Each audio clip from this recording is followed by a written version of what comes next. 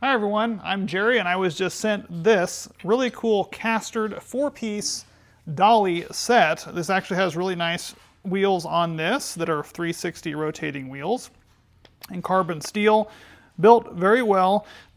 Things I like about this, you can move flat furniture or furniture with feet. They do provide you with these easily removable little baffle pieces on here, which are interchangeable, that you can of course put those on any one of these that you need to, or don't use them at all.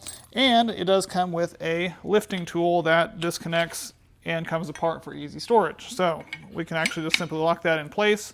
They do provide you with 2 little lifters if they are stackable, so you can use one or both.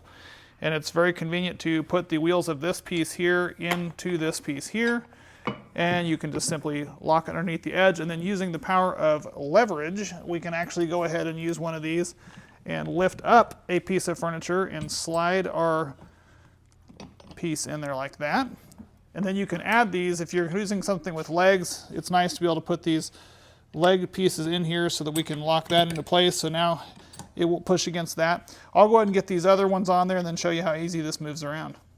So now that those are on there with those baffles, that allows you to actually push these and actually keep them on there, which is really nice. Without that, the flatness would not allow that to happen. So I do like the fact that those little baffles do keep that on there, and these wheels will allow you to move this on hard or on carpeted surface. I've actually got a flat bottom piece of furniture over there, so what I'm going to do is actually just lift these off of here and then go show you how to do it without the baffles.